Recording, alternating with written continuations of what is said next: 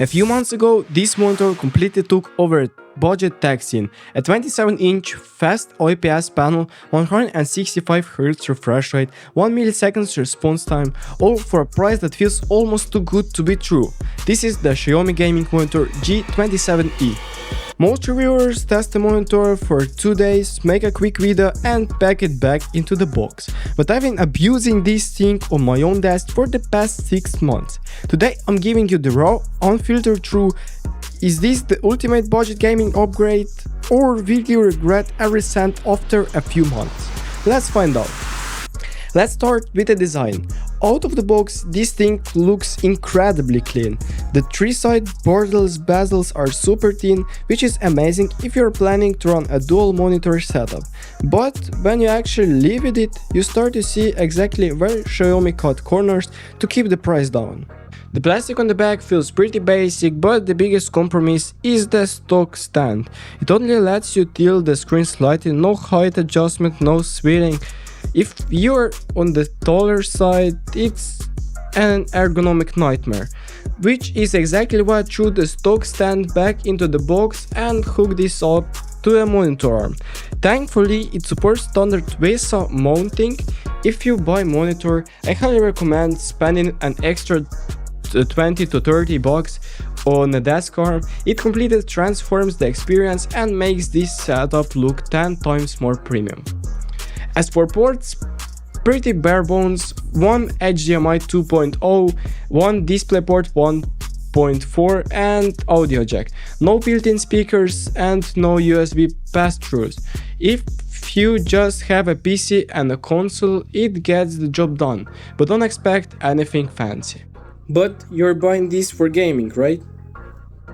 Yeah, okay, now we are in TS. You can see we have a little bit more than 200 FPS in the TS2. So it should be optimal because this monitor is 165Hz. So let's configure it out.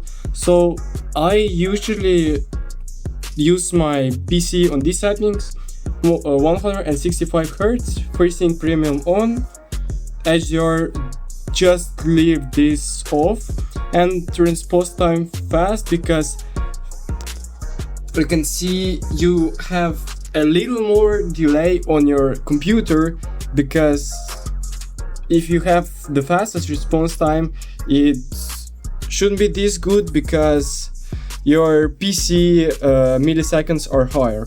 So what I do is just put the game mode on. In these settings you can see it also brightens up. Then you can select mode FPS, RPG or MOBA games. I usually play FPS. You can see now it sets to fastest response time, it's 1 millisecond. So let's test this out. Honestly, this is where Xiaomi actually delivers. 165Hz on a Fast IPS panel is incredibly smooth.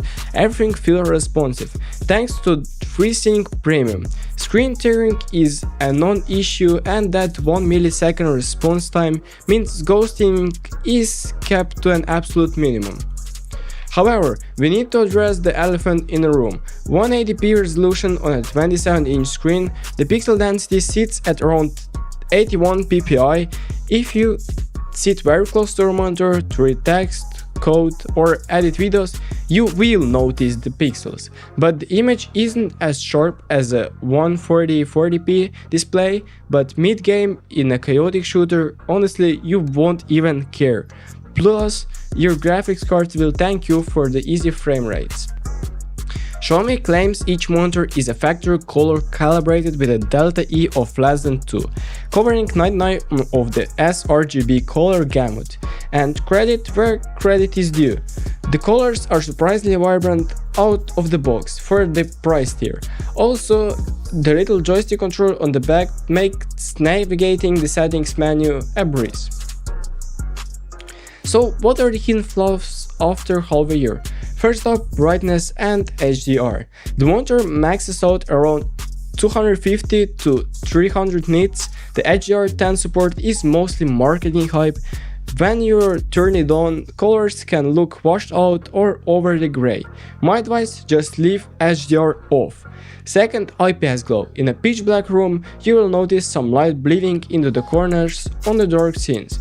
It's typical for cheap IPS panels, but definitely something to keep in mind if you play a lot of horror games in the dark. So, what's the final verdict after 6 months? The Xiaomi G27i is far from perfect. The stand is a restrictive 180p at 27 inches isn't for everyone, and the HDR is basically useless.